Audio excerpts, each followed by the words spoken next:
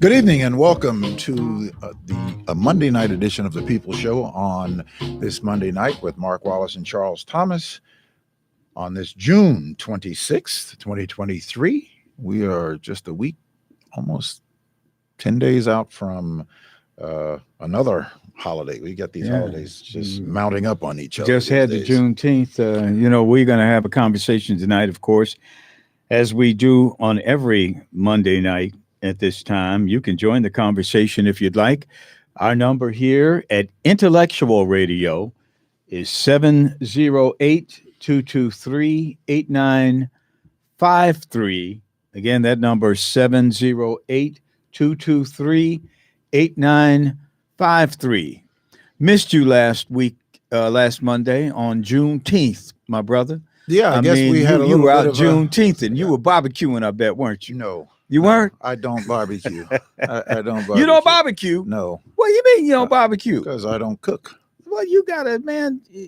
No. If you need any lessons, man, I can don't. teach you. I can teach you No. my rub. I can teach you my cooking sauce. If you ever invite me over, I will. Just have me a lawn chair and show me where the paper plates are when you get done. A little, you want a cold drink? I don't envy anybody who cooks. I admire it. I don't envy it whatsoever because I have no desire whatsoever. So what'd you do on Juneteenth? On Juneteenth, my wife and I went to a couple of celebrations, actually started on Sunday. We went out to the village of Beverly. They had some... Village of Beverly. Well, I call it. Okay. To me, it's a neighborhood. Village, whatever. They had some...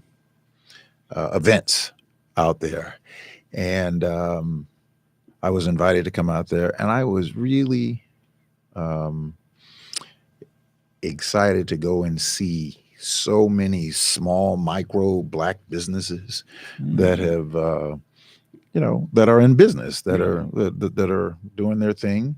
What was it? It's sort of like a pop-up situation where businesses came to feature themselves as it was a combination of that, and of course they had an educational piece as well, as they were selling historical information about Juneteenth and had some discussions about Juneteenth, and they had vendors, all Black vendors. Right. There. And then my wife and I went to the Hyde Park Summer Fest that is put on by Jonathan Swain. That's done every year. This is the second year. Yeah, but it's not necessarily a Juneteenth, or it is a Juneteenth event. No, it's the Hyde Park Summer Fest. It's not a Juneteenth event. I didn't think it was. No. But it happened to be on. It happened to be on that weekend. So you went that Sunday. Went that Sunday to that. Yes. Okay, got it. It wasn't on Juneteenth. No. See, I'm sort of trying to get acclimated to Juneteenth because, my reading, I love history, and I've known for virtually all of my adult life that slavery ended on December 6th, 1865, when the 13th Amendment was ratified in the Constitution. And I've always thought of that date and always have thought of what happened that day when December 6th rolls around every year. Well, Juneteenth doesn't represent the end of slavery. It certainly does not. Juneteenth represents that slavery was recognized in Texas. Right. Texas on that day.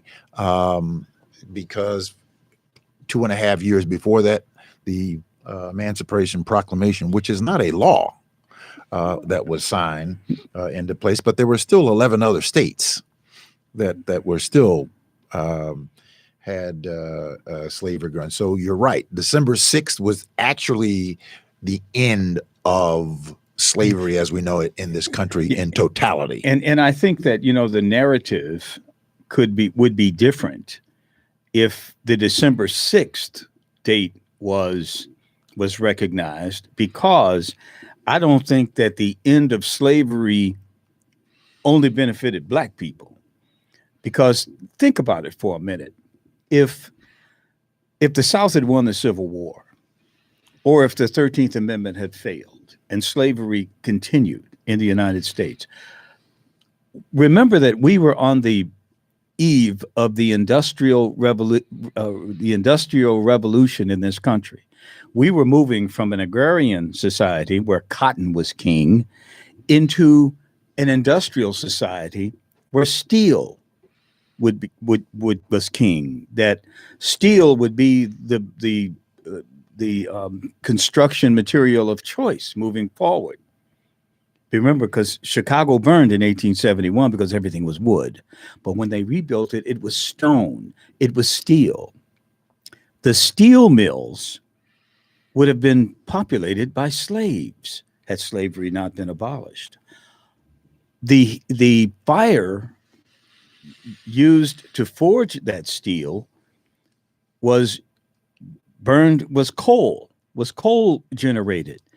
Those coal mines that the white immigrants were working in West Virginia, Pennsylvania, and places like that, those coal mines would have been worked by black slaves. So white people, they owe a tremendous debt to the end of slavery in this country, because their middle class wouldn't exist, because the downward pressure on wages would have been so great had slavery continued that there would be no middle class, no white middle class. All these immigrants that came over here and worked in the steel mills and the coal mines and other areas, they wouldn't have had jobs had slavery persisted. So everybody should be celebrating the end of slavery in this country. It's just not something that black people should celebrate. But I was reading a lot and seeing a lot of people not really wanting to get involved in the Juneteenth celebration because they thought it was for black people. And the end of slavery is not something for black people. It's America would not be America. Well, I'll tell you, that's one of the things that I recognized and enjoyed when I went to Beverly. This was on 110th and Longwood in a park there. And I recognized when I went there, my mind obviously it's fixed on black people because of what it symbolizes or what it's remembering. But I was pleasantly surprised to see a mixture of white folks with Juneteenth gear on and that sort of thing. And it's,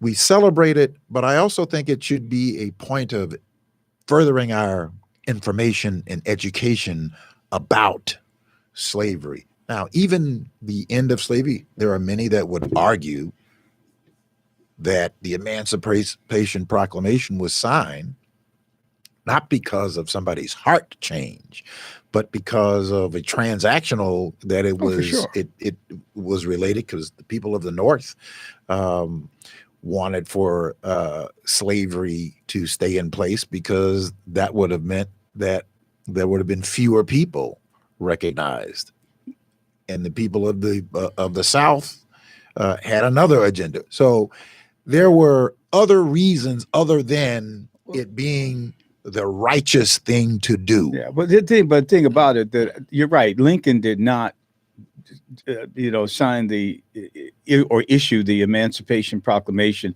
because of any moral reason. He was fighting a war. Right. He wanted the people overseas not to intervene in the war. He didn't want it. He wanted to make it about slavery to whatever extent, but I think I have a question with Donald Trump was the first president to suggest that Juneteenth be made into a national holiday. Then Joe Biden actually did it. I have an issue with this because both of them, both Trump and Biden, they kind of pandering to black folks. And I think people realized that's what they were doing. And a lot of people who are not black are trying to say, well, that's the black holiday. No, it's your holiday too, as I was explaining earlier about why it's your holiday, why you should celebrate the end of slavery in the United States. But I think both those presidents, both Trump for suggesting it and Biden for doing it, are playing a political game. They're pandering to black people, and I think a lot of people know that, so they think it's a black holiday. And then, on top of all that, the fact that we have the holiday, black folks clowned. A lot of our young people were out clowning, and they made the news in some very negative ways, and that was troubling to me. Well, some people did some things negatively, but there were a whole lot of people who were doing, young people that were doing a lot of positive things that we're never going to know anything about because that's not newsworthy in a lot of people's mind. But the intent on why somebody would do something that is the right thing to do, I don't really get into. I had a long conversation with a friend of mine who called me up early in the morning. Wanted to have a conversation about that. We need to have a long conversation about Juneteenth and this, that, or the other. And to make a long story short, and it was just about sort of splitting the hairs, why somebody did this, because it's, political move for them or political beneficiary for them, transactional. All politics pretty much is transactional. So I don't really care about that because I know that people will use things for their benefit. What's more important is that the right thing is done and that it opens up another avenue for us to learn more about history, to understand why things were done. But there are people in Texas long ago that have been fighting for Juneteenth to become recognized as a national holiday. But I am in agreement with all of us being more accurately educated about these occurrences and splitting the hairs about why somebody did this or why they did it. Was it the right thing to do? Was it the right thing for Trump to suggest that it be done? Yeah, he was the president. Was the right thing for Joe Biden to sign it after Congress passed it? Yeah, he was the president. That's your opinion. I think December 6th would have been a better day to do it because I think it would understand the I don't know the seriousness of it. But December 6th can be another day. It should be another day. Okay. Well, look, I don't know if we're going to get another day. I know, but think about this. At any rate, that that's Juneteenth. How has your Pride Month been? Every day is a Pride Month for me. Really? When you see Pride Month, what do you mean? Well, I mean, there's Pride Month. This is Pride. This is June. It's Pride Month, and there was a huge parade on the north side yesterday. Pride. Okay. Oh yeah, Pride. It's Pride Month, man, okay. and a huge parade. And well, you asked me how my Pride Month was. Yeah, were you involved in any kinds of activities at all? No, I was not. Really? Yeah, I didn't either. I've been hearing at church. I've heard at least 3 pastors use pride as a theme for their message, for their word, their sermon, and all of them would go to scripture that talks about pride and being a sin. And it's there was the division between the LGBTQIA plus community and the faith communities, many of them, is palpable. Man, big tension. And I think the tension really, it was higher this year than I think it has been in past years. And really, I haven't paid much attention to that. I pay attention to it. I think there was a huge parade. I mean, and there's been quite a bit of quite a few news stories concerning pride and this whole transgender business I've been watching and reading, and again I've heard a couple of messages in church as well as some in church, as well as reading the internet and seeing the controversy. There's been significant controversy, I think, concerning the whole LGBTQIA plus movement this year, and something that you say you don't really pay attention to. I really don't. Mm-hmm. I think there are more important issues Really to pay attention to. Than someone's personal choice for their existence or their life. Now, because somebody chooses to be a certain way, certainly should not be biased or prejudiced against,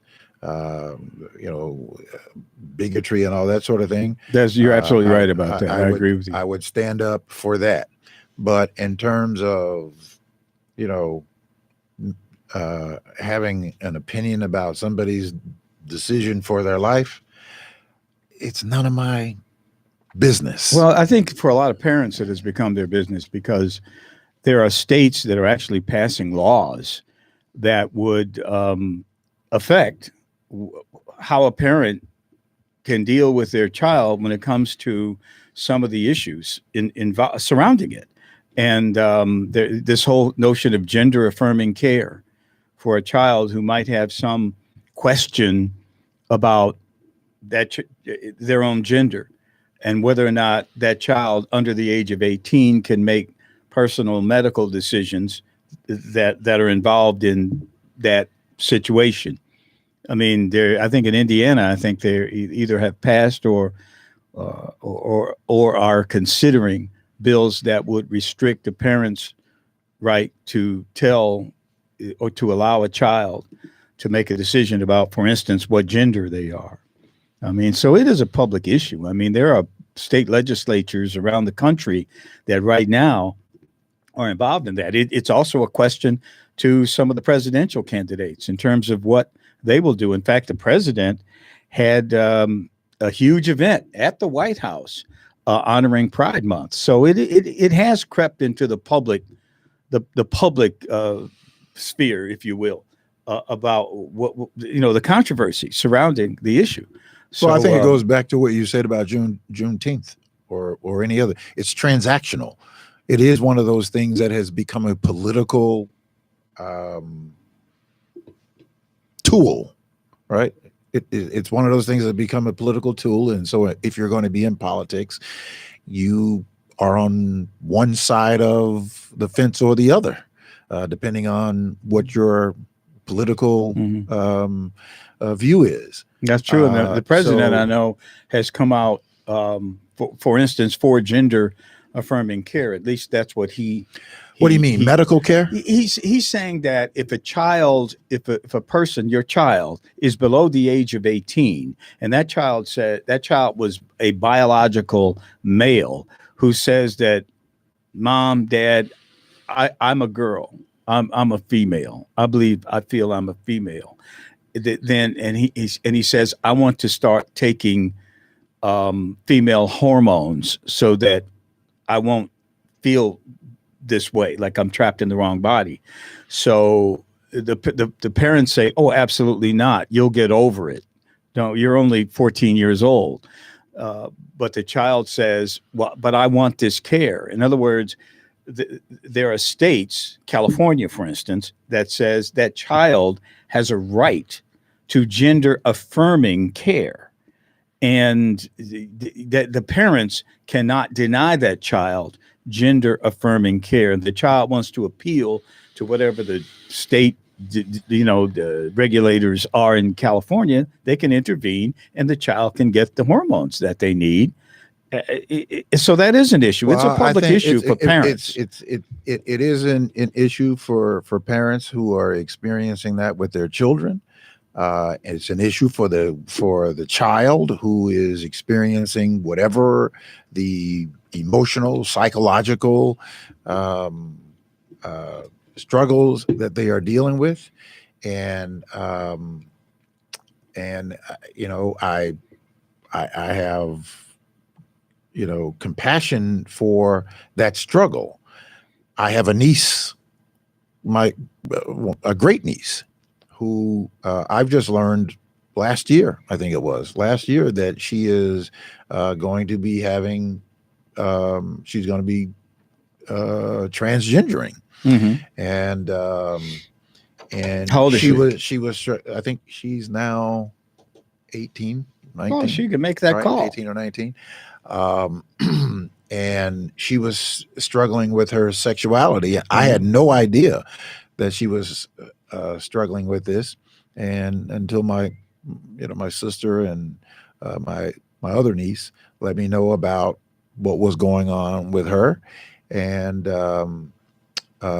she had a conversation with my mother, who has made her transition a year ago, and they told me about the conversation that she had with my mother, which I thought was kind of funny, because there's no conversation that my mother is uncomfortable having, and so my great niece was struggling with divulging that to my mother, because she thought that she was going to be judged one way or the other.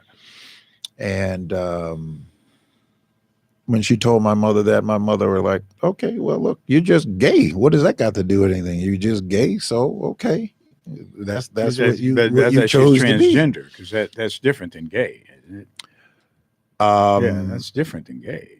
But I'm just telling you how my mother responded to it. I'm just telling you how my mother responded to it. But, it depends on who you ask and how to view that. But my position is this, is that is a very personal thing that goes on. I don't have the expertise, nor do I have the judgment of determining what's in a person's psyche.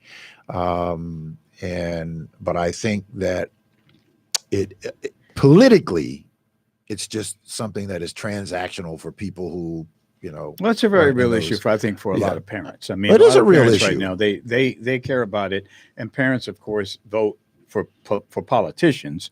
But I think it's something that's confronting the society right now, and it's got to be worked out. And I think candidates are lining up on different sides of the issue. I mean, personally, because parents are lining up on different sides of it. Personally, to me, I look at the LGBTQIA plus, and I say to myself, I'm down with some of the letters, but some of the letters I don't really understand. So I can't fully endorse the movement, because some of the letters I don't understand, and the plus. I just need to know what order to say. Well, but that's all I really care about. The plus, I don't even know what that is. So, so if I say, well, I'm not, I gotta talk about this. I gotta think about some of these letters and what they really mean. I learned about plus with when Lori Lightfoot. That's the first time I'd ever heard it. What's the plus? Do you know what it is? I don't know what it is, okay. But I learned that it didn't exist, because when she was elected, she said it. Yeah. So that was the first time I had ever heard it. But see, the thing is, if you're not down with all of it, then you're a bigot. Then people start calling you names, and this phobe or that phobe. And I'm going, whoa. I mean, that to me that's the difficulty I have with it. You throw all these letters out there, and they say that if you took all the letters and all with the plus, a lot of the advocates within the LGBTQIA plus people say they can make up 30% of the population. What does AI mean? A is asexual, I believe. Now, I'm no expert. And I is intersex, which means that you have, that's a physical condition, I think, when you have both. They call those hermaphrodites or something like that? But they call them intersex, I think. Okay. They don't. So I don't know, but believe me, I'm no expert, but I think that's what it means. And then the Q, which I really don't get, they mean that's queer. Mm. I have no idea what queer means. So you keep talking. I got to do something. Yeah, I have no idea what queer means. And if somebody's out there that wants to call us and explain it, we're at 708-223-8953.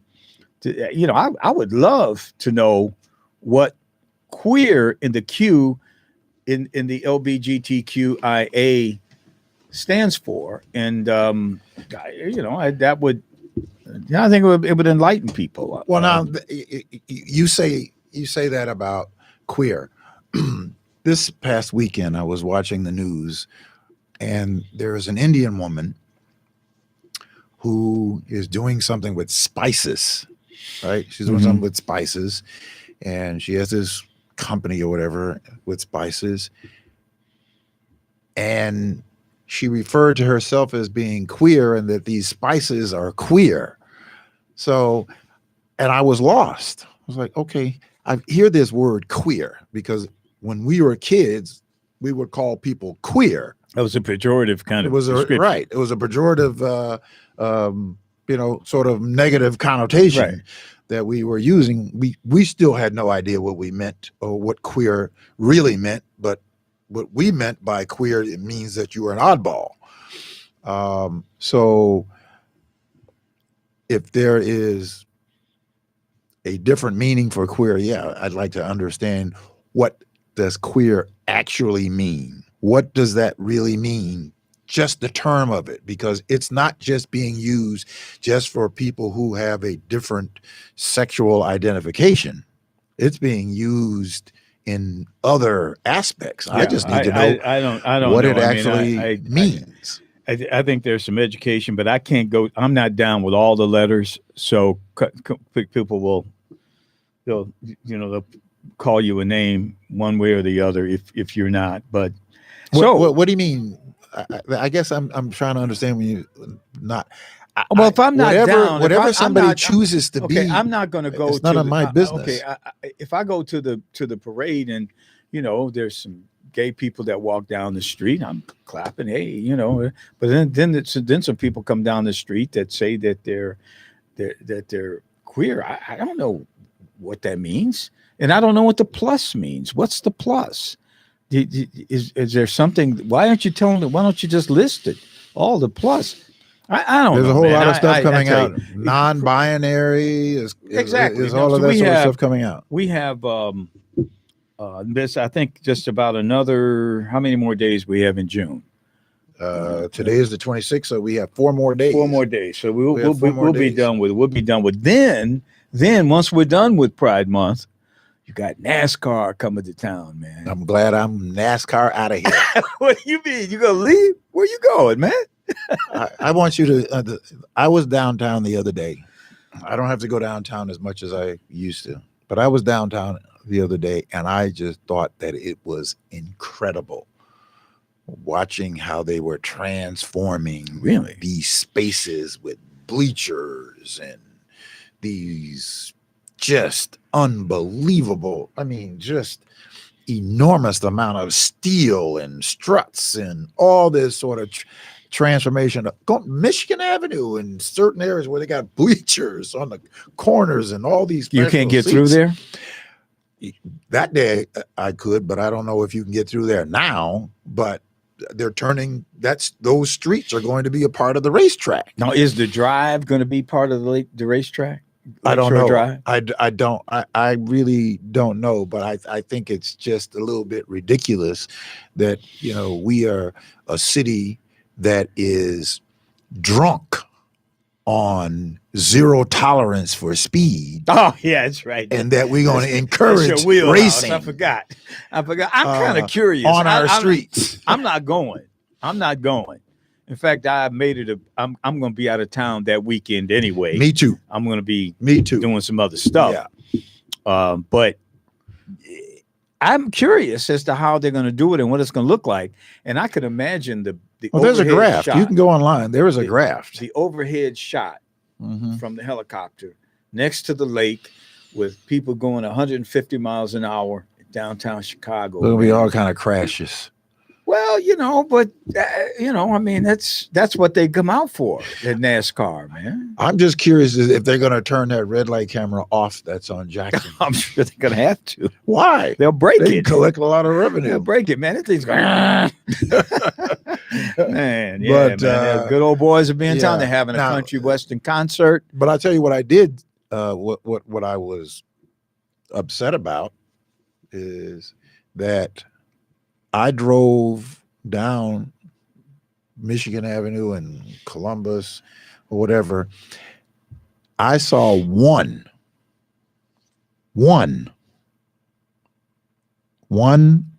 black worker. Really? That's different. One.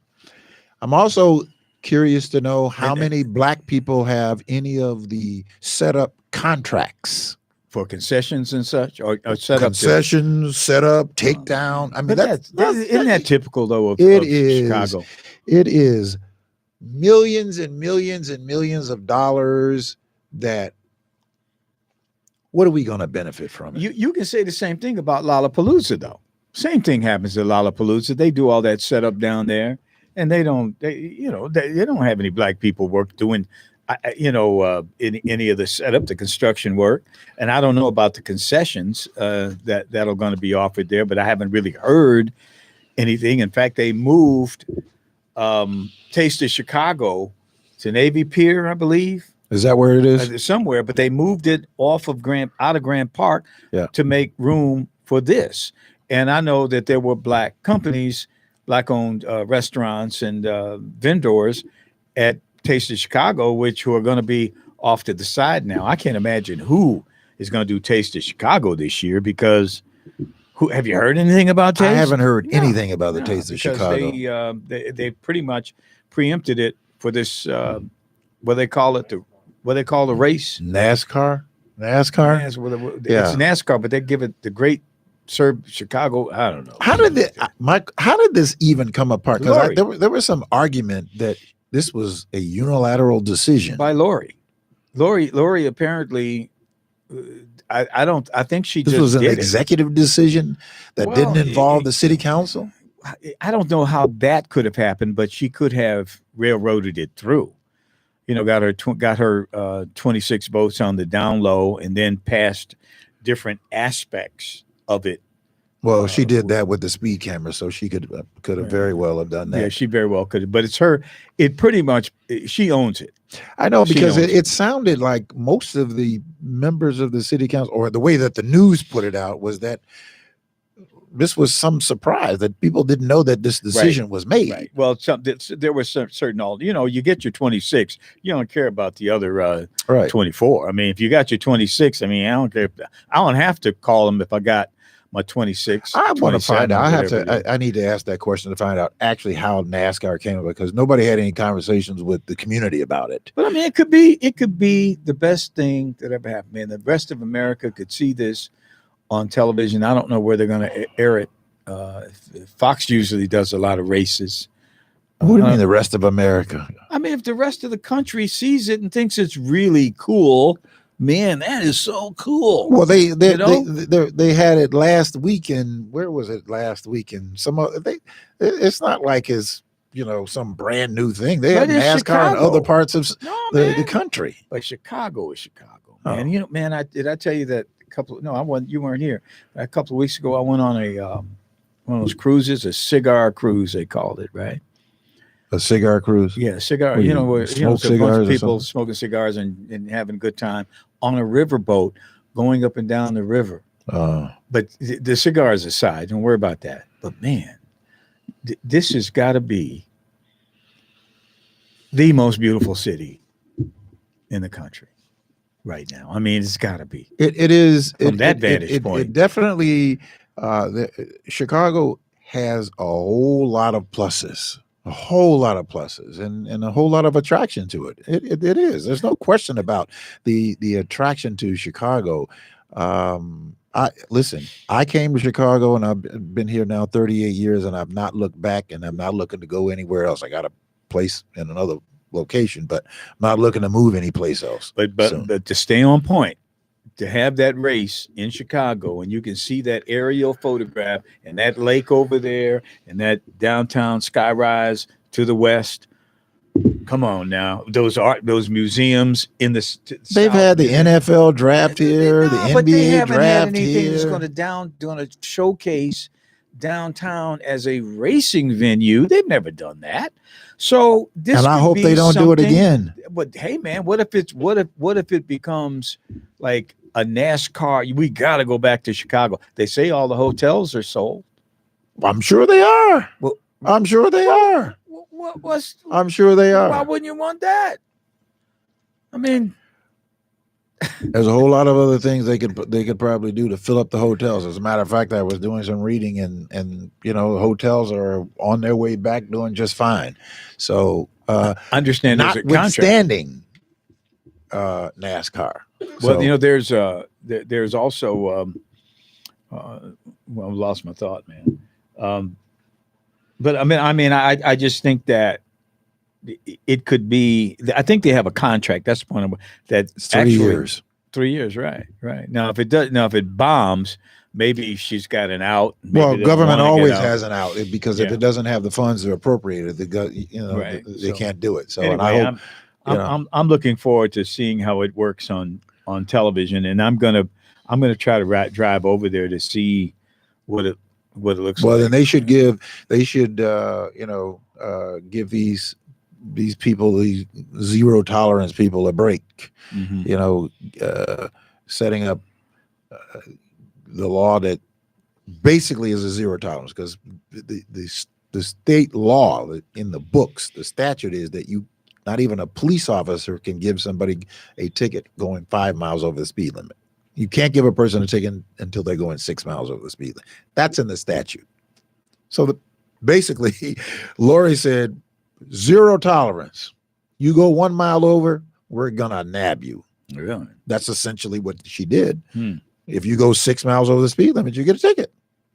So that's essentially what she did. So I think they should give those people a break. But I guess they've said we're gonna have red light cameras and we're gonna have speed cameras, and as long as you guys want to speed, you can speed all you want to. Just make sure you give us the money. Now, do the speed camera tickets? If you get a speeding ticket 6 miles over the limit, 10 miles, whatever it is, does that go on your driver's license? No, they manipulated the law so that they can have it in place, because if the way that the law is written is that a moving violation is supposed to be observed by a peace officer. That's what I was thinking, yeah. And so therefore you get to go in front of a real court, a real judge, and you can argue your case.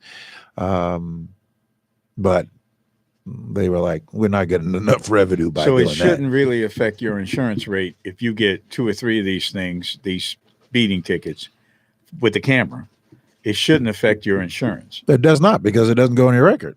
It doesn't go on your record. Doesn't go on your record until they find a clever way of trying to figure out how they can do that. Yeah, I know someone who right now is their actual job is being threatened because they have one of these 10 miles over the limit. They have a couple. They work for a government? No, they work for a private company. Okay. And they have 2 10 miles over the limit. And the company is saying, if you get another, you could lose your right to drive one of our cars. So it's a transportation company. No, it's not a transportation. It's a company that basically is in sales, but their employees use cars. So the ticket came back to the company. To the fleet company. Right, came back to the company, yes. So they were doing that for bus drivers. If a bus driver got 2 tickets, I think it was, they lost 3 days of work, which is the equivalent of about $700. 2 tickets driving the bus. Yes. Not on his personal license. No. Oh, man. Yeah, this is crazy. I mean, but I think they were able to get that reversed. I think the union negotiated and got that reversed. But I'm just telling you that they use this thing. I mean, they use this system to weaponize this against. And I'm sure that companies are going to find it, because even rental companies, you get one with a rental company, hey, they just charge your credit card. Now, my friend, the person I'm talking about, went out and got an app that tells them where the speed cameras are, whether they are in the city or in the most of them are in the suburbs, by the way, because this person's got most of their tickets in the suburbs. But this app, she noticed that they're all in poor neighborhoods.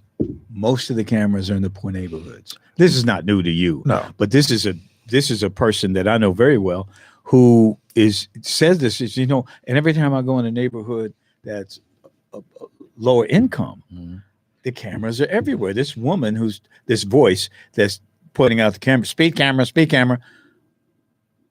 And they're targeted in a certain at certain areas in poor neighborhoods because that's where there's a higher traffic volume, right? And you have a higher traffic volume is going to give you a higher turnout. Have you heard anything from the Johnson administration in terms? Not yet. I'm giving them a little time. Before and I'm gonna nudge and but stay on them, man.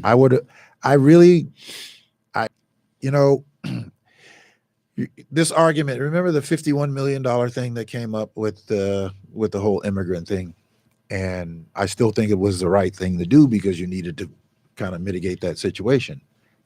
But I think what Brandon should have done was he should have reversed the mayor's decision right away, because he can do it with the stroke of a pen, because that would have taken a large burden off the back of poor people, because those cameras were clocking a ticket every 12 seconds. But he needs the money, man.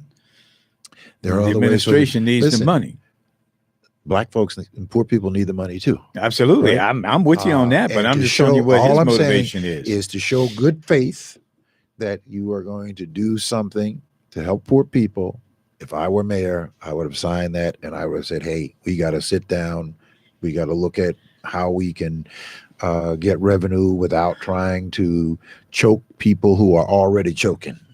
So that's the way that I would have looked at that. And I'm still hoping that it is a top priority. I don't know how many days he's been in office, but, he's got, I think he's probably, he's got to do this NASCAR thing, but this crime situation, there are numbers out there that are suggesting that it hasn't abated at all, that it is as severe as it has ever been, and actually worse this summer compared to same period last summer. And then we have these other just outrageous things that are happening. We were talking about this shooting out in the South City, out of, I think it was 117th and Halstead, yeah, at one of those Maxwell restaurants. Yeah, and this woman, this 14-year-old son of a woman who was being beaten by another customer brutally. Yeah, and pulls a gun and shoots the guy, and that's. I think a lot of our listeners have probably heard of it or seen the video. Yeah, it's been widely talked about. It's being circulated on social media. I saw it a couple of times, and I've heard some commentary about it on social media about it, and I saw the videos. But you really can't make a lot of conclusion with a snapshot of a video. But again, for me, if there was no gun involved, nobody would be dead. And why a 14-year-old is handling a gun is just beyond me. Well, he was defending his mother. If you see the video, and I think a lot of the people listening, watching could perhaps have seen the video. I saw it on CWB Chicago, which is that crime blotter site. They had it, and then I know a lot of people have tweeted it out. But there is a, you don't like guns at all, but And I couldn't imagine myself carrying a gun into a restaurant to get a Polish sausage. But to see this guy hit this child's mother, I mean, it's outraged. I mean, I'm looking at this guy going, what in the world? Why? This is a 32-year-old. I mean, seemingly healthy man who, I mean, he throws 3 right hands at this woman. Oh, he's completely out of control. Completely out of control. Completely out of control. And you're the child. You're standing there with the gun, and you see this guy really beating your mother with, I mean, haymakers, man. I mean, stealing his mother.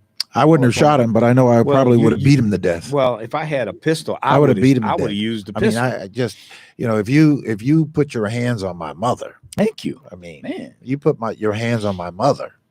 I don't care what she said. You put your hands on my mother.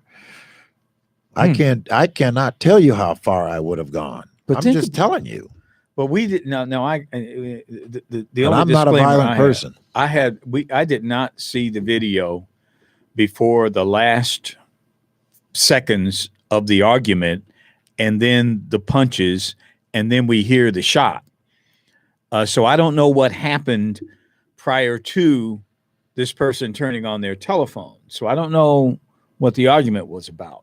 But from what I saw, I can't understand how the Cook County prosecutor could charge this as a first-degree murder, not unless there was something that happened prior to. Who's being charged with first-degree murder? I thought that the child, the 14-year-old, was being charged, and the mother. From what I've read and from what I've heard is on the news.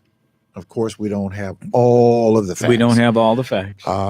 That he shot him in the restaurant or in the lobby and then followed him outside and shot him in the back 2 other times. Right. So I think that's where the charge comes in. That, and then the mother, I think, is charged with something because she apparently was telling the child to. Well, I heard that she told him to go get the gun because she was a. You actually heard that in the audio? No, I didn't hear it in the audio, but I mean that's what I read in the newspaper, that she told him to go get the gun because she was a legal concealed carry holder. Well, I think that was illegal for if you are a right. legal I know. I get it. carry, I get that. Yeah, I'm not defending him on that level, but I'm saying that's how the gun got into the possession of the 14-year-old, because neither one of them, the mother nor the son, had ever had any contact, any prior involvement with police or the law. Well, the courts. So the video, if she told him to go get the gun, then the only thing that we see from the video is I see him with a sweatshirt on and his hands, right, and then it's almost like he sees something happening, and he pulls it and he starts to fire. Now, really, he could have shot his mother. Man, it was a dirty, hairy move because the guy was all over his mother when he fired the gun. I saw that. When we hear the gunshot, the guy is wailing on his mother. So it was one of those dirty, hairy moves, where the guy's holding the person hostage or whatever, and Dirty Harry, takes the .357 Magnum and shoots the guy when he has no room for error. Yeah. But this is a 14-year-old kid. Right. Too. I mean, what is? But as a 14-year-old kid who sees somebody assaulting his mother, man. Okay. And again, that's one of those situations that I just, from a legal perspective, it's one thing, but I'm telling you that I just couldn't, I'm not going to restrain from somebody assaulting my mother. I mean, my mother? This is an outrageous case, and people all over the greater Chicagoland area are talking about it. They're seeing the video. There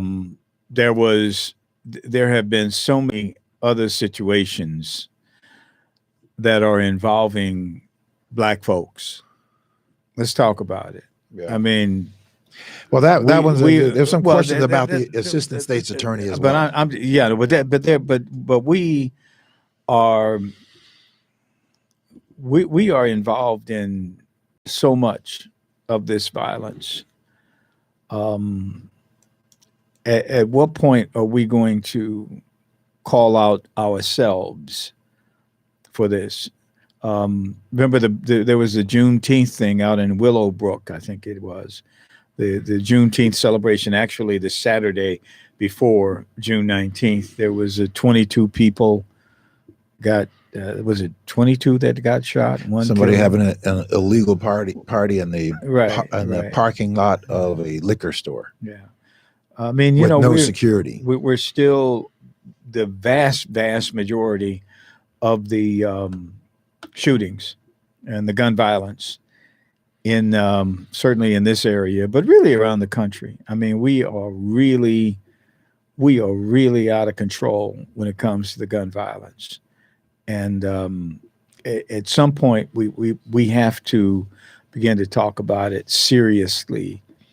And we can't blame white folks for this. We can't blame white folks for this. No, because white folks are killing white folks too. As what?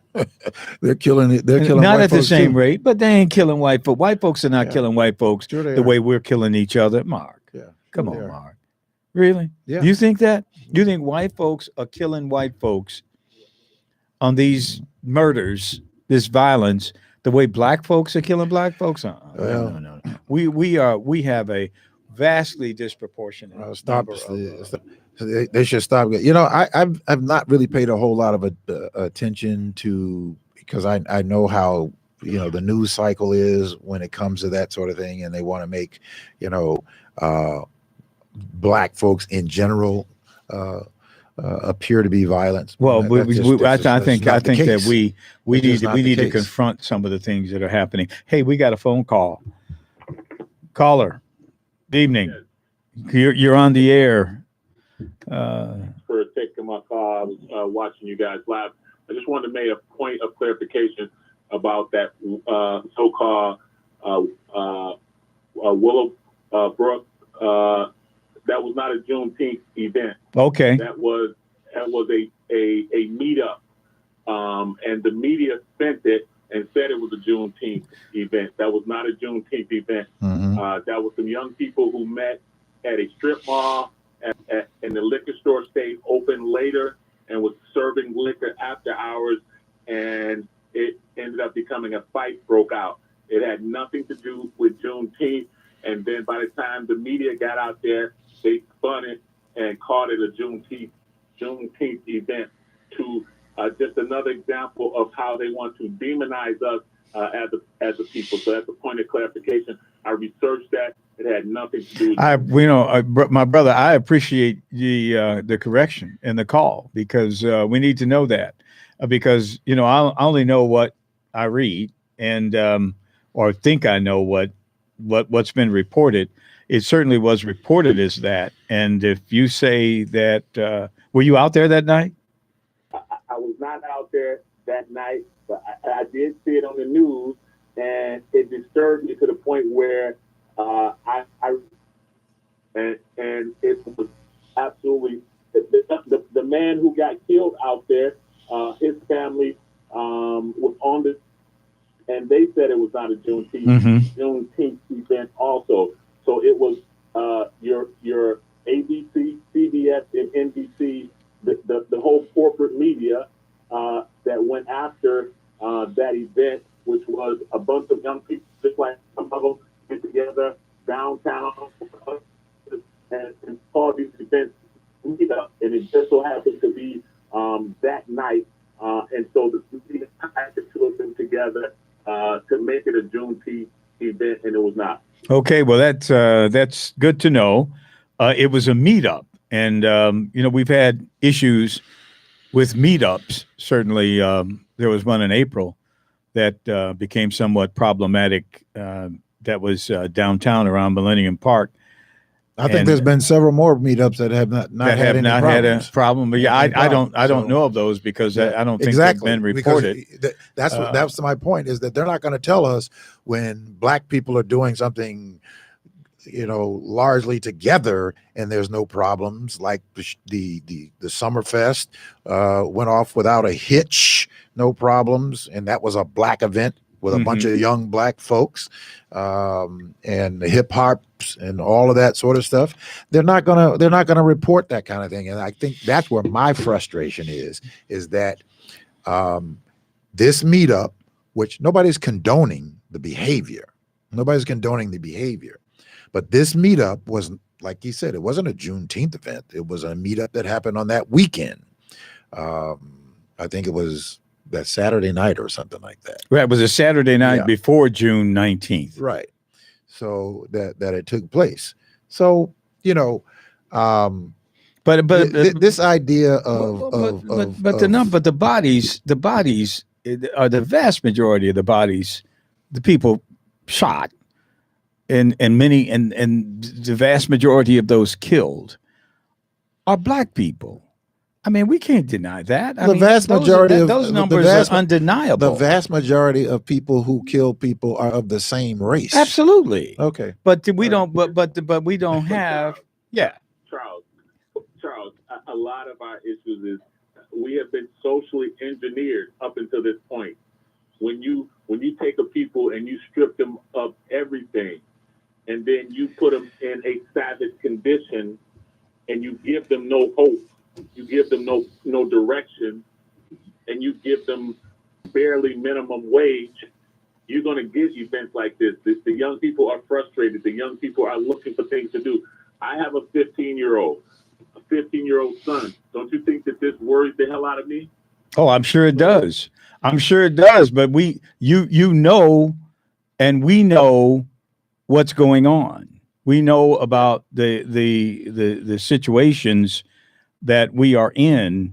So at some point we have to begin to make each other aware of what's happening to us so that we are just not passive victims of it. Well, there is something happening. There is something happening. As a matter of fact, because I'm on there is this text alert about these meetups that this young man, Black man, started for parents to have, so that adults can have, that can be alerted when these meetups are happening. And maybe that's correct. And maybe that's correct, yeah. Because of that, it has mitigated a lot of the. We need more activities such as that. We need more activities to tell young people, hey, you are being manipulated into a situation where violence is occurring. And maybe you don't even know why. Maybe you don't know why. But we got to start. I'm saying we have to start messaging to young people our awareness, self-awareness, situational awareness of what's happening to us. Yeah, I agree with that. But I think we also cannot play into allowing for people who control the mainstream media to demonize our people as being inherently violent when we are not. Well, but we have to stop killing each other, though. We have to stop killing each other, and I think that is job one. We can go after the ABC, CBS, NBC all day. What has that done? That has done nothing. We have to begin to speak to our young people. We have to begin to restore our families. We have to begin to take control of ourselves. Yeah, we absolutely have. This whole I'm thing not saying to abandon. Mark, let me finish, our, Mark. Yeah. We have to. We have to work on that front. We have to always be aware of what they're doing, but we also have to have self-awareness. We have to understand what is happening to us so that we can stop it. We have to stop it. We just have to.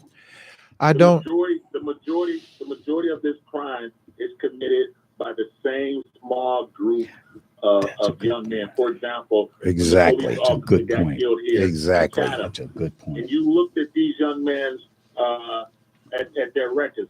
They had a long rap sheet. It is not the vast majority of these young men that are doing this. It's a small group that's doing it repeatedly. Exactly. We know This is- that, and so- this is the point that I'm making, is that the vast majority of Black people in Chicago and around this country are doing the best that they can and doing a fairly good job. Like, So you how- know, hold on a second. Let me finish the point. That as he said, and which was what I was getting ready to point out, they know who this small group of people are, of about 140,000 people that are being recycled in and out of our jail system, that we spend $4 billion a year recycling these same people. Let me just get to this point. You get to What I am saying is that if we're going to stop it, let's target those people with some alternative resources. Absolutely. Okay, some alternative, and I wrote a program for it. And I forget the billionaire's name. Don Bransford mentioned him 2 weeks ago. That we can spend $1 billion a year investing in that same 140,000 people that they keep recycling, and that they know who they are.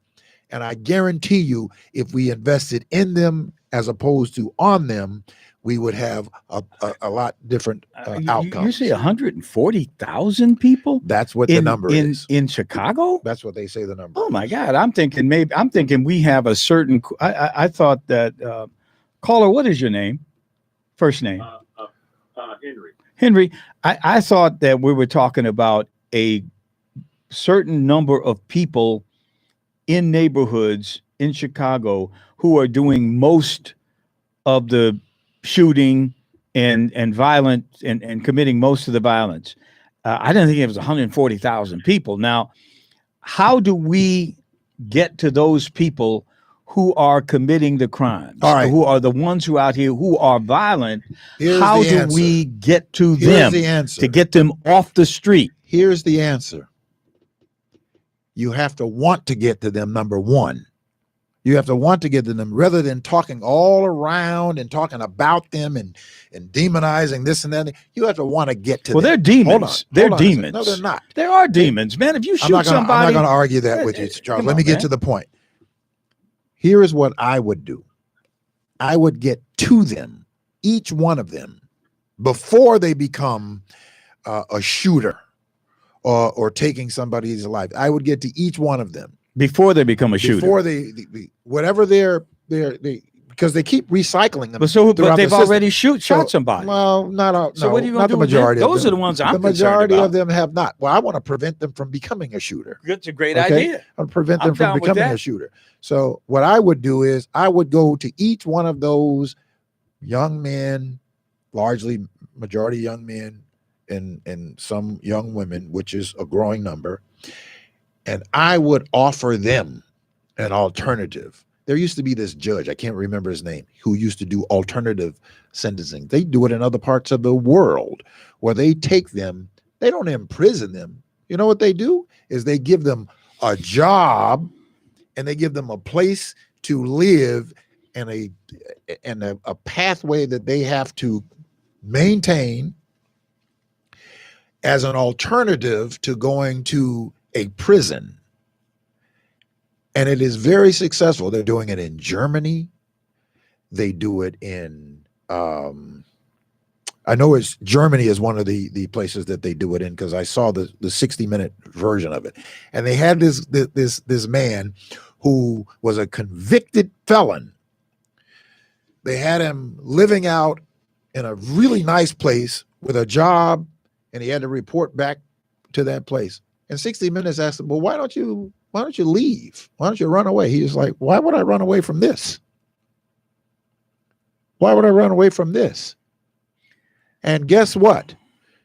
They don't have the recidivism that we have in this country. Well, we need to do something about it, but we got to get the people who will take these weapons and they will shoot other people, and because somebody committed the murders, somebody did it, and the people that did it have to be dealt with. And as you say, they're being recycled back onto the street.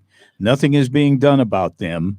I don't think it's 140,000. I think it's a much, much, much, much smaller number, but they're not being dealt with by the criminal justice system, and they need to be. And they need to be locked up. They do not need to be on the street.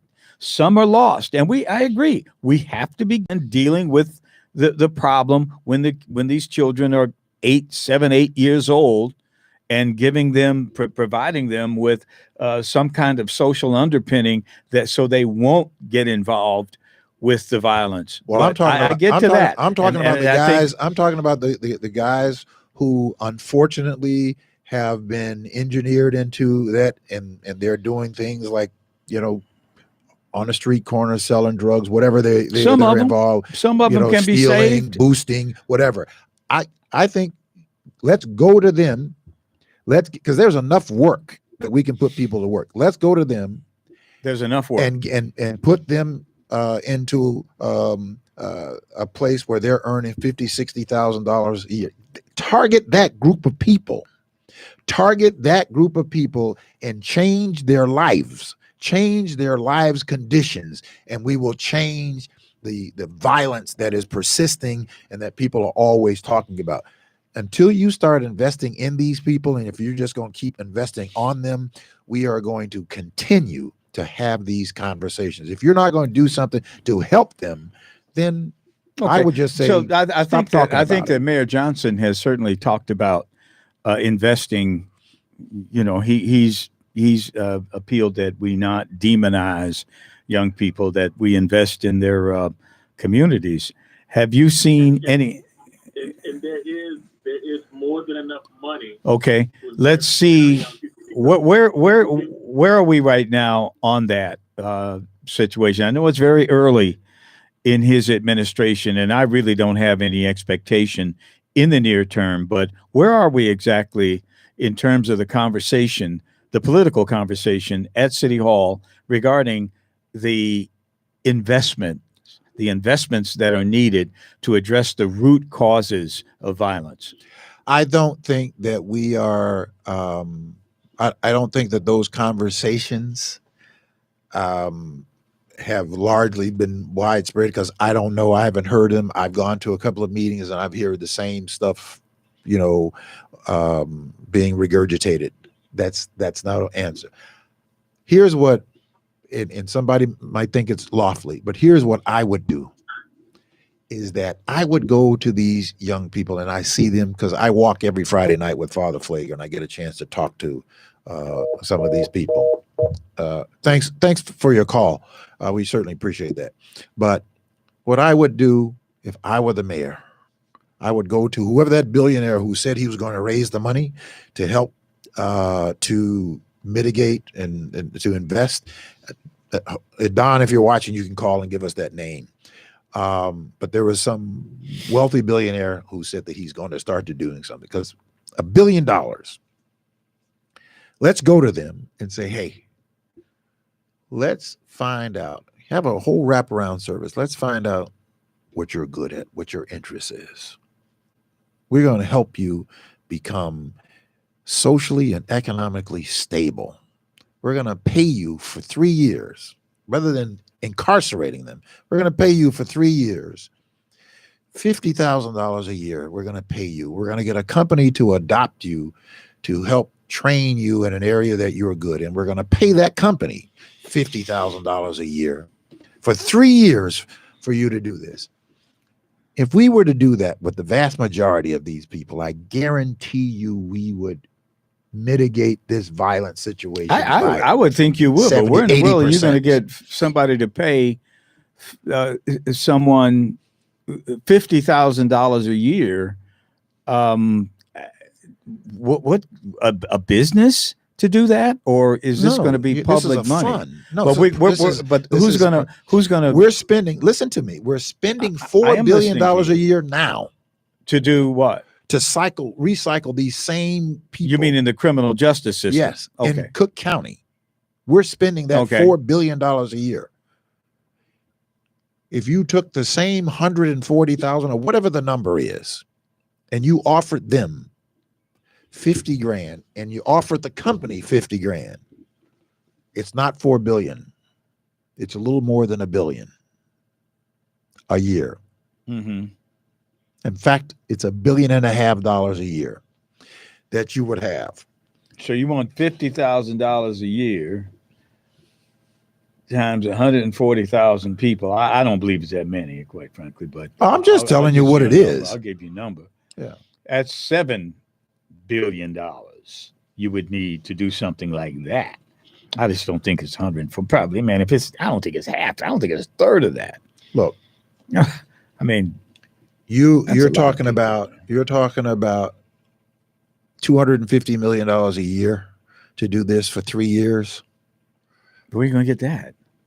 Where would you get that money? The billionaire who said that he was going to raise money That's in his pocket. to If do he's a that. billionaire. Okay, well, fine. Yeah. You know, so I'm telling you, we're spending $4 billion a year now, and we're not getting any results. Money. That's taxpayer money. Well, what if we took a quarter of the the taxpayers' money, and invested in these people in this program to save $3 billion? Do you think that's worth it? Well, do you think it's worth it? I think if you could do that, I think absolutely. I might even take. So what I'm saying to you, but my point to you is that there is nobody who has the will and the courage to go do it.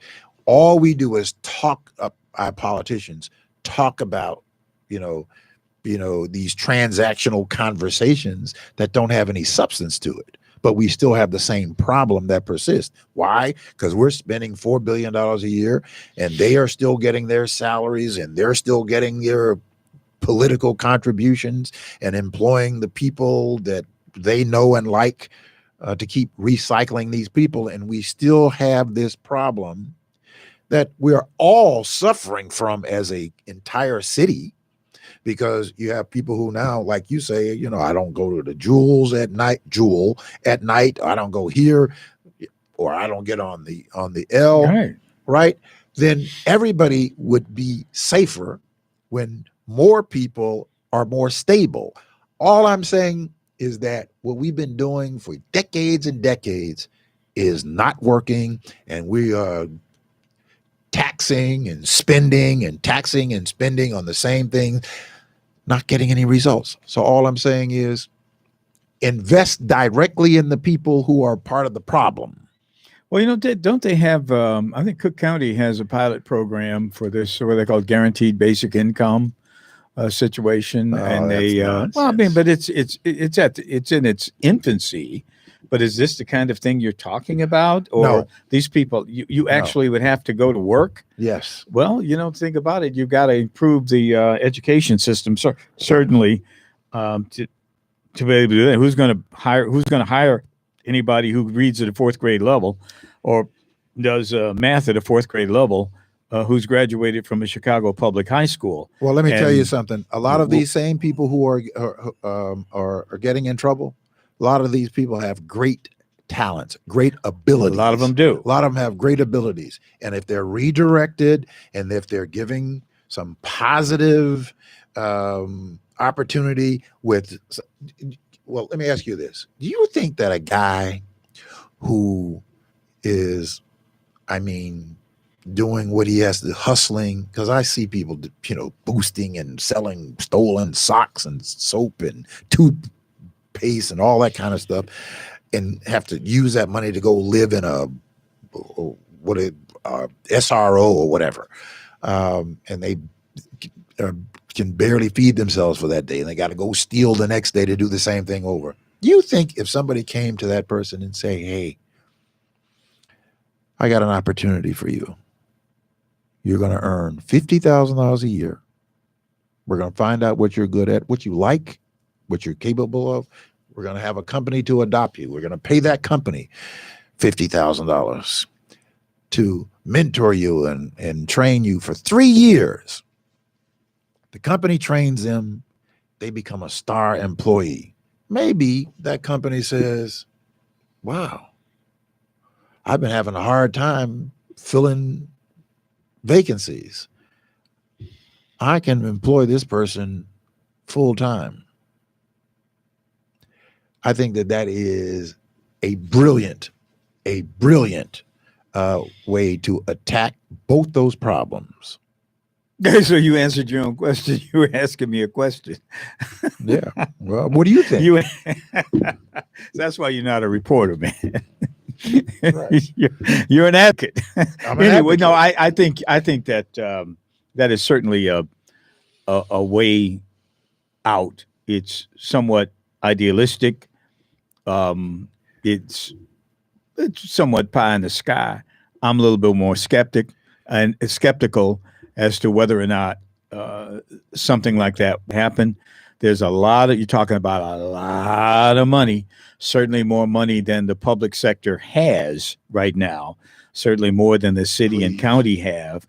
I mean, the feds, that's where the largest amount of money It can become would a have to come private from. public partnership. Well, it could It be, could but become a I just don't know private-public that. I partnership. think that what you would And it have would be a benefit. you would have to have so much money to fund something like that you would have a taxpayer revolt. The amount of money it would take to do something like that on a large enough scale to make a difference, and also to prevent it from all the corrupt politicians when they have that kind of money floating around. I can smell the meat of cooking, as they say in Chicago. That would be problematic as well. But certainly if you had, but that would almost be, man, a totally socialist approach to the problem. And I mean, socialism. It will transform the conditions. Well, I know that. It certainly would. But to be able to actually execute it, I'm skeptical. Well, I'm just skeptical. I see you in theory, what you're saying, but I'm skeptical that it would work in this environment. I know it would work if it was applied. Mhm. There's always skeptics. There were skeptics that O'Hara wouldn't work, but O'Hara is working in generating lots of money. Okay. But there will be people who will be skeptical because you're going to be investing largely in poor people. They're going to find a way to find. We invest way more of we spend way more of that in pork barrel ideas to corporations that don't need it, that get it. We spend, I forget how many billions of dollars a year that we are still giving to oil companies that are recording record profits. We're still giving them billions of dollars a year. And nobody is saying a word about that. So this is to redistribute the wealth. Bottom line is what you're saying. I mean, that's what you want. You can call it redistribution all you want to. All I'm saying is addressing a problem that we have that we are not doing anything Mark, about. We're in a transitional period now. You've got a new mayor. Next year you'll get a new county board president. You've got an opportunity for those kinds of things to happen. Quite frankly, I'm skeptical again, but certainly the opportunity is there and you have a mayor, I think, who has a mindset, who wants to redistribute the wealth, who wants to invest in the communities, the kinds of communities I believe that you're talking about. We'll have to see. I haven't seen him do anything yet. Probably won't start really doing anything until the fall, when he really has to put some programs on the table in terms of what he wants to do. I think everything that you just described will entail tax increases, which conceivably will move a lot of people away from the city. It just will. If you've raised their taxes too much more, they're going to leave. And that's just Do you remember the GI their Bill? nature. Yeah, I remember. I never took advantage of it because But I you never remember it, served. right? I know what it is. Okay. Absolutely. They cut it out. There's a 20-year study on the GI Bill that in that study, I think the study concluded in like 1982 or somewhere around there. that for every dollar that the government invested in one of these men, women with the GI Bill, that we got $7 back in return.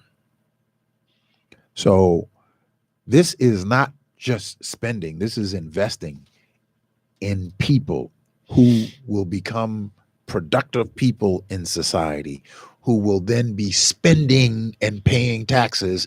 And so this is not just taxing and spending. What we are doing is we are investing in people as opposed to investing on them. And what I call investing on them is just recycle them in the system so a few people can keep getting their pension or their checks to build up for their pension, and they go retire off and do whatever they do and they start it all over again. Yeah, but again, I mean, I think this is what I'm saying. You're If we don't want to invest in people, then I just say, the old saying, if we don't want to fix the problem, then shut up talking about the problem. I just, we got to do something differently than we have been doing for. Well, like I said, 40 years. You're on a train. You're in a great spot now to do it, and you're gonna need a lot of money, that's for sure. And they've got it. I mean, they're spending it right now. They're giving away billions of dollars in overseas, certainly, to fund a war. So maybe that money was turned around. Maybe they'd be able to do something like that, like have an urban Marshall Plan, if you will, if I could give it some kind of label. But I call it Project Restoration. Project Restoration. There's certainly money Community out there. Project Restoration. CPR. If you took $100 billion and you divvied it up among the cities, I mean, Brandon has said something about $800 million. If you took the $100 billion that they've probably spent in Ukraine, certainly Chicago's share would be larger than what Brandon says he needs. I mean, so the money's out there. I would agree, but it's certainly not being spent in the areas that you're talking about. And I don't think they have ever really spent it. I was curious about this money that they've spent, that they're finding, if I can put that in quotes, for the migrants who have arrived. I mean, suddenly we've got $51 million that we can spend for the next month to house migrants in Chicago. In New York City, I mean, it's several times that amount that they're spending. But so the money is there, can be found. They find the money to spend when they want to find the money to spend. Well, why are they spending it on that? I go back to the example of Mississippi. This is one of the things that Joe Max Higgins said, is that even when he went to them to ask them for money, we don't have the money. Where are we going to get that money from? But they found the money.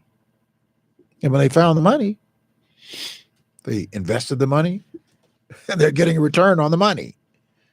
So this becomes people willing to sit down, right? And let's do some real work. How about that? Let's do some real political work and direct these monies to where they need to go. Nobody's going to convince me we don't have the money, because we spend the money, or our politicians spend money on whatever they want to spend. They found a way to spend money on, where's the money coming from for NASCAR? NASCAR? No, they're not. We're putting some money in. No, we're putting some money in, but I think NASCAR is putting in the lion's share, and they're the ones who are saying that we'll fill up your hotels, and then you'll get tax money from all these people that'll come in to the city. It's that kind of dynamic, that people that'll come in to the city. It's that kind of dynamic that they sell, and a lot of, like, Lollapalooza sells the same dynamic, that do we really get it?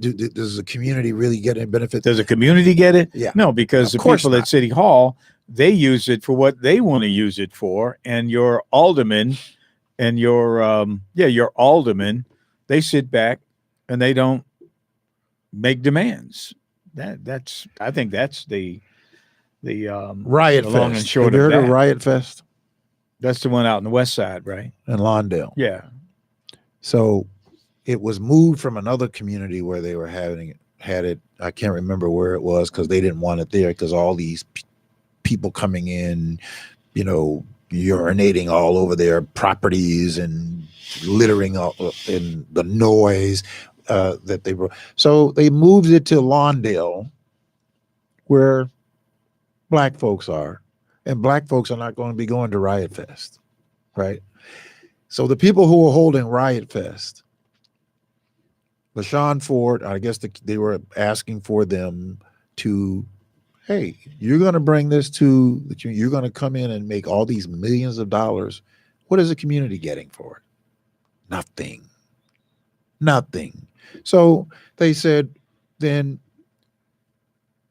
the community should get 2% or 3% of it, of every ticket sale or something. If you're going to come in and you're going to be having this 3-day event and you're walking away with millions of dollars and the community has nothing to show for it, but you're going to interrupt their lives for however long it is, they don't want to contribute anything. That's the same thing that I think about Lollapalooza. Tune, I can name that tune in one note. I mean, that's what they do in Chicago, and that's what people tolerate, and they have for many years.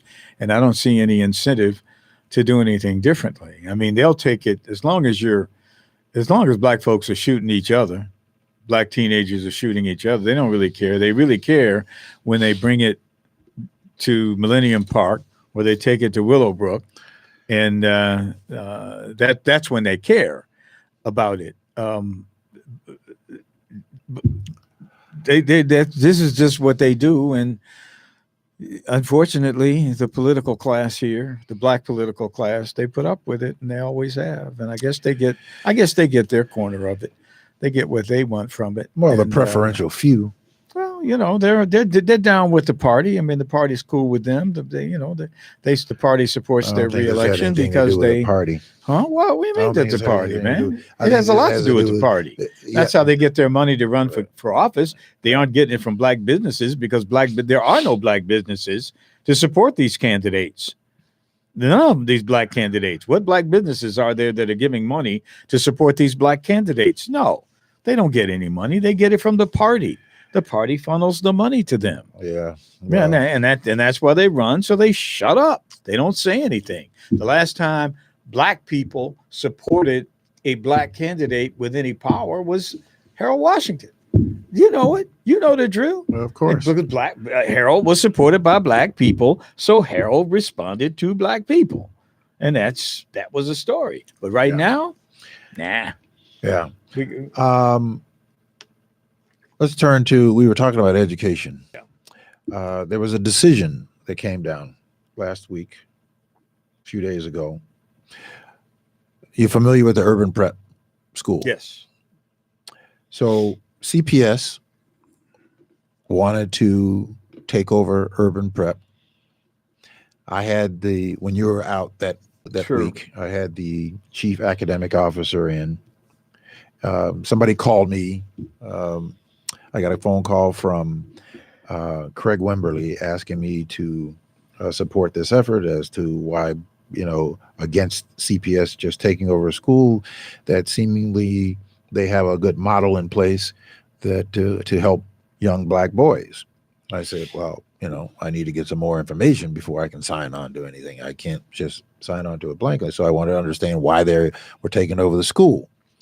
So I had a conversation with the chief academic officer as to, well, why is this happening? Why they want to close the school, which is a violation of the law, by the way.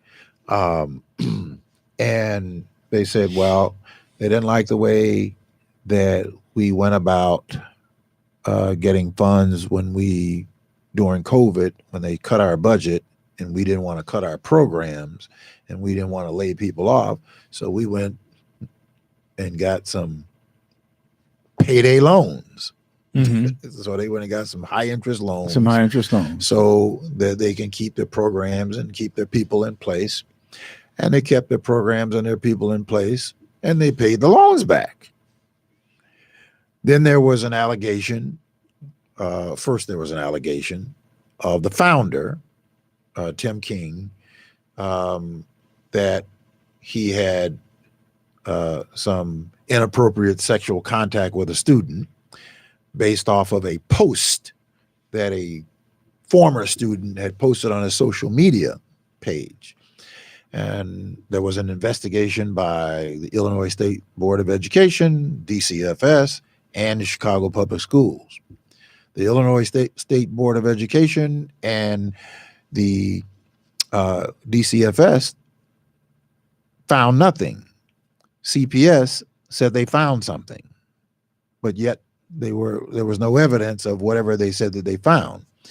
They didn't produce the evidence, not even to Mr. King? No, they haven't produced any evidence that this actually happened.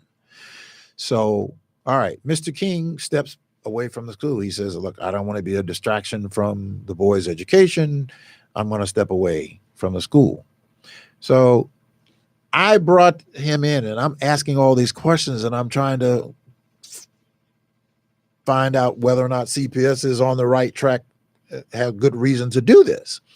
Then I find out that the law says you cannot close any schools until the new elected board is in place. You cannot. A moratorium on school closing. I thought that applied to public schools, not charter schools. They can close charter schools, they can't. Right? They can't? No.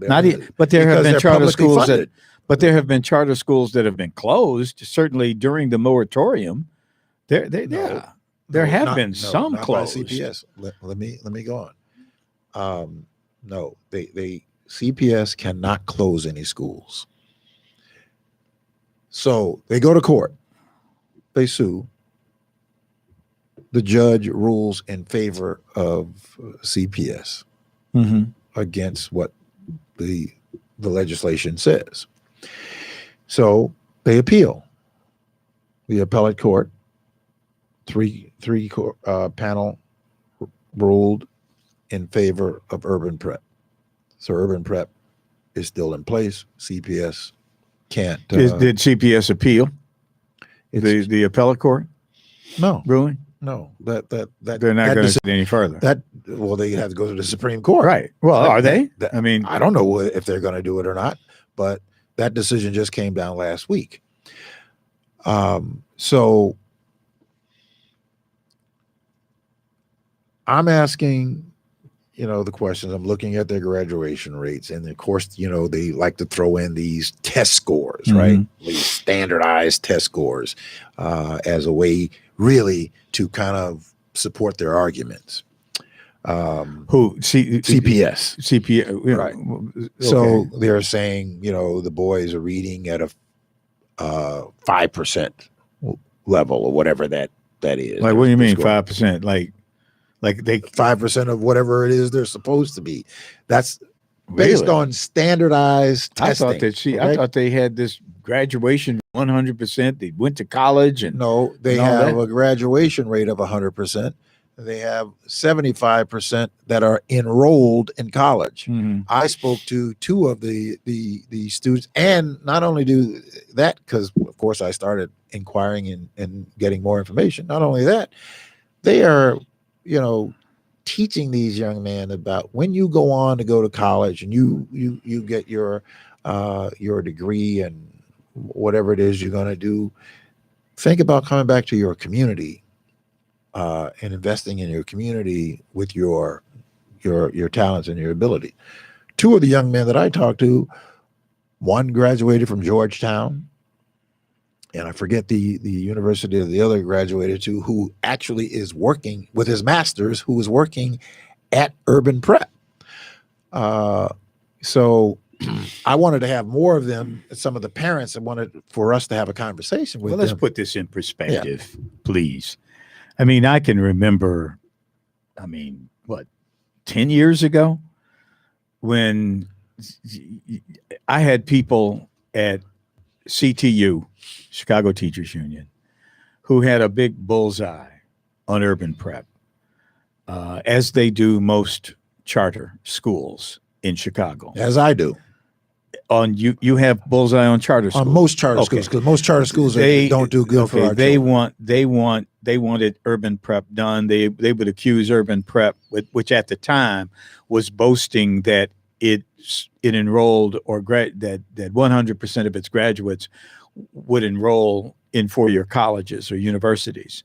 But they said that urban prep was cherry picking the best students, best black male students from all the high schools around the city. And that's why they had that. Yeah, I mean, that makes sense. They got good students from solid families that were motivated, and they would put them in one school, and they gave the appearance of the school being good when in fact they took the best students from the neighborhood schools and put them in urban prep. So urban prep had it created an illusion that urban prep was doing a better job educationally. But my point is that urban prep has had a bullseye on it for some time.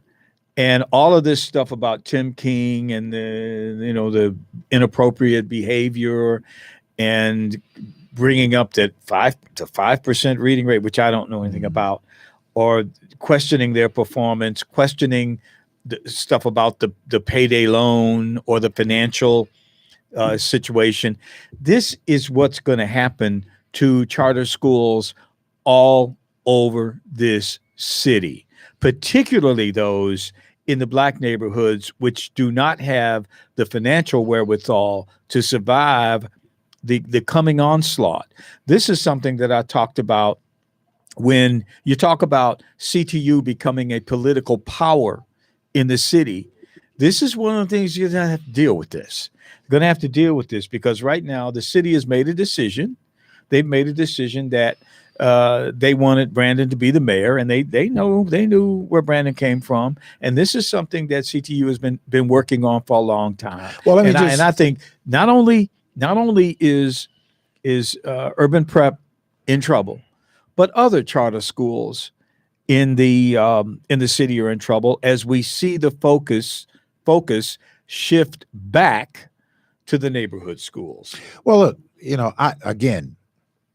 the history of charter schools and by and large have not done well by black people across the country. I'm not a charter school proponent. That's a big statement. I don't know about that. You can look up the information. We have a phone call. Well, let me just get this. Yeah, we're going to get this. But what I'm saying is that urban prep situation is an isolated situation where apparently black folks have developed a system that is working for young black boys for 17 years. Yeah, absolutely. And that's why there should be a choice. Hold on. We got a phone call here. Hey, good evening. Welcome to the People's Show. Glad you called. Our number is 708-223-8953. So good to hear from you tonight. Can you tell us your first name and where you're calling from? Good evening. It's Don. I'm calling from Chicago, and Mark actually mentioned my name, and I want to give you guys some updates because the news is changing. Okay. First, the mother and the 14-year-old boy, they were charged with first-degree murder, and all charges have been dropped. Oh, that's good to know. That's good. Based on the video, all charges have been dropped. And what's really interesting, and I want to say this, and have you guys think about this. First-degree murder was overcharged. Absolutely. If that had been a white mother and son, that would have meant that definitely they would have gotten away with it. Just like happens in Chicago all the time when they overcharge cops. But in this case, I think the right thing's done. I think this was what we'll call self-defense in our neighborhood, and see where we go from there. Yeah. Well, that's good to know, man. I'm glad you were there with an update. Because the other thing I wanted to tell Mark, I had called in last week and talked about the billionaires in Chicago, really led by a guy, Jim Crown, was saying, that's him. We have a responsibility here. We have to do something. He died, though, right? He may not have known, but Jim Crown actually died in a car accident. Yeah. Yes. yesterday Racing. in Colorado. Racing. I saw that on the news. I was like, wait a minute, that name sounds familiar. Oh, I man, didn't know that's- that. That guy. Yeah.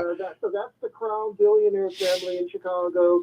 He was the guy that was leading that. Hopefully someone else will step up and do that. But I think one of the things, and the problem that you wrestle with, Charles, and I do as well, is there really has to be a return on investment. As Mark talked about paying this $50,000, it really sounded like a guaranteed income thing because there was to do what? We need to come up with to do what?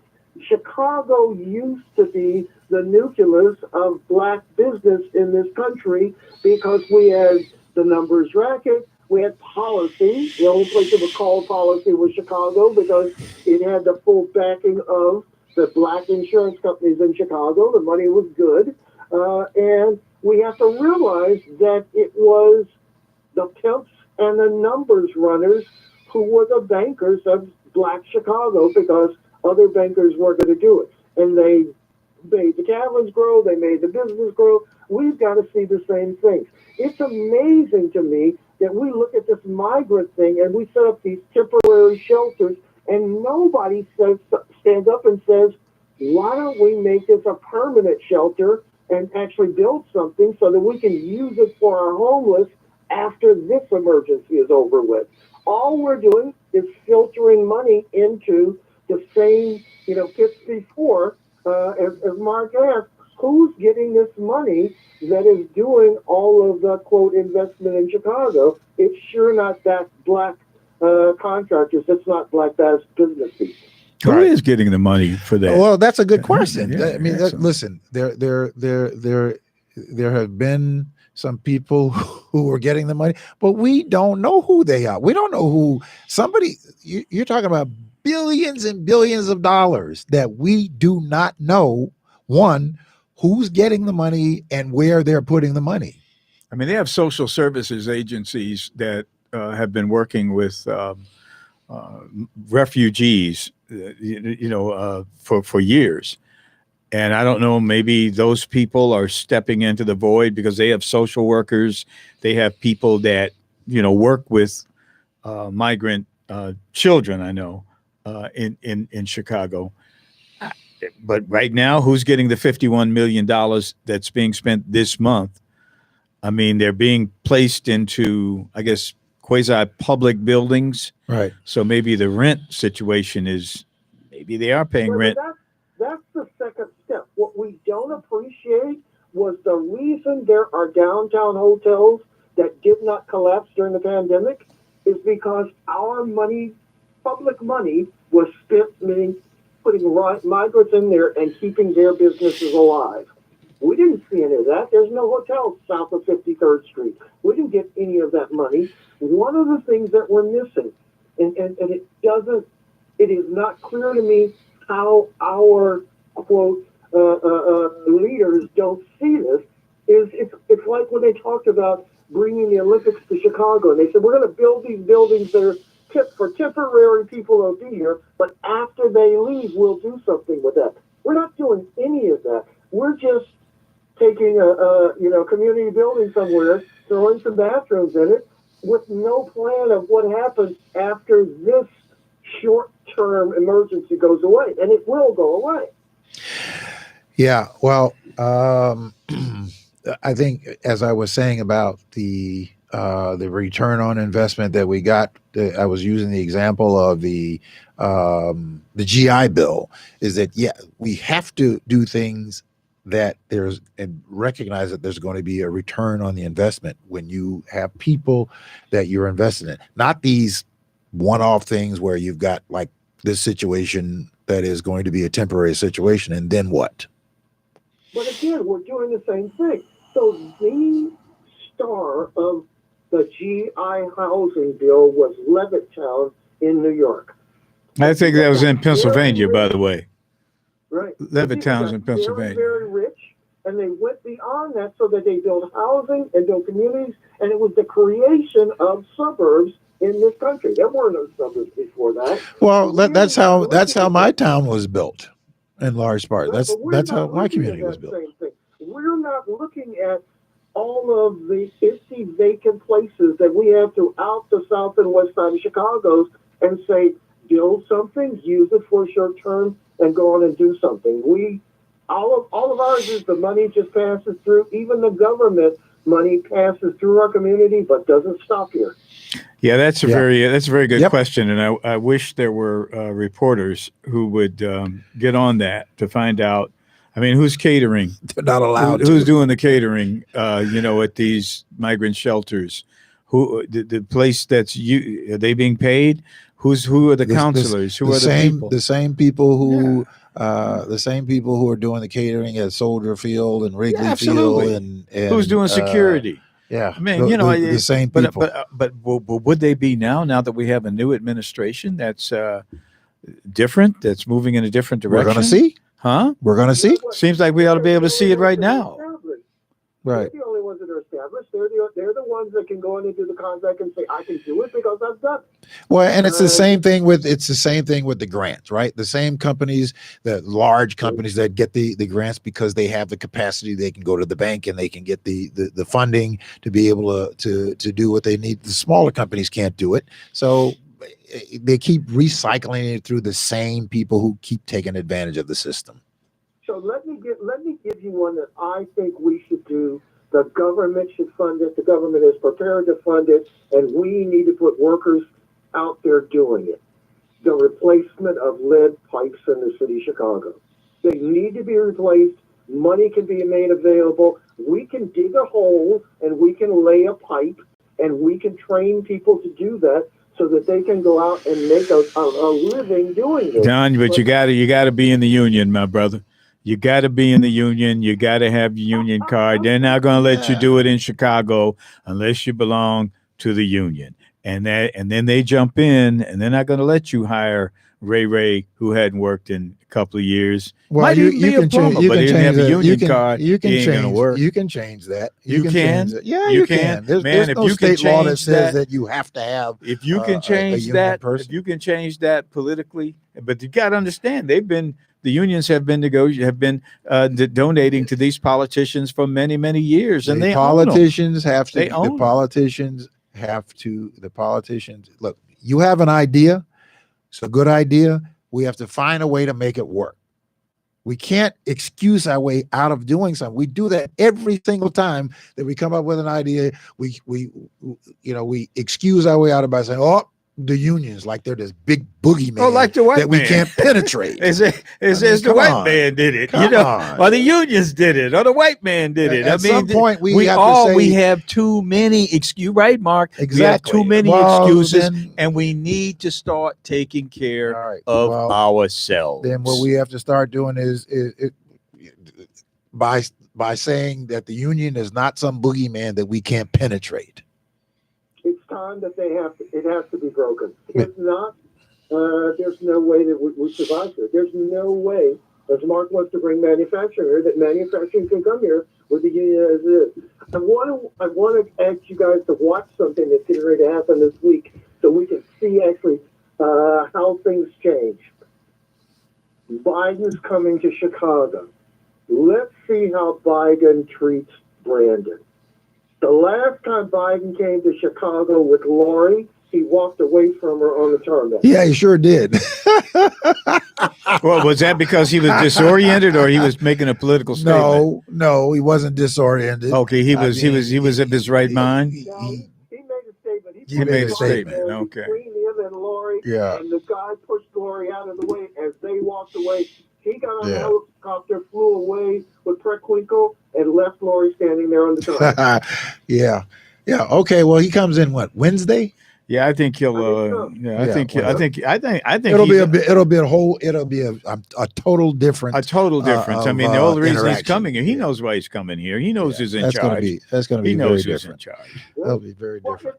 this is the idea of can we use Brandon as our entree into the rest of Black America? Is this going to work?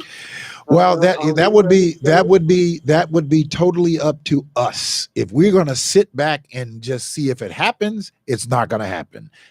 We would have to be involved with that as a people to do that. I'm not sure if we're ready to do that. I know we aren't ready to do that. We're gonna sit there and say, "Okie doke, yowza boss, Exactly. yowza make boss, excuses. boss Biden. We's here for you."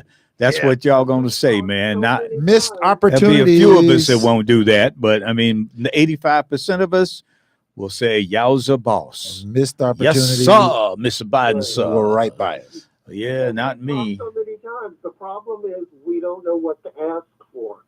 And really, that needs to be done and done in a way so that as we come up for this next election, we can have asks that have to be responded to rather than just South Carolina telling us we should vote for Biden. And then we really need to, well, in order to have ask or demands, there has to be consequences when they're not met. Well, there are those of us who are a little bit more skeptic and independent of this. I bet, I'm not convinced, Mark Wallace, that Joe Biden is going to be your party's candidate next year. Okay. I'm not convinced of that. Okay. I am not, man. All right. Not because he's just. Who do you think it is, Joe? I think it could be a.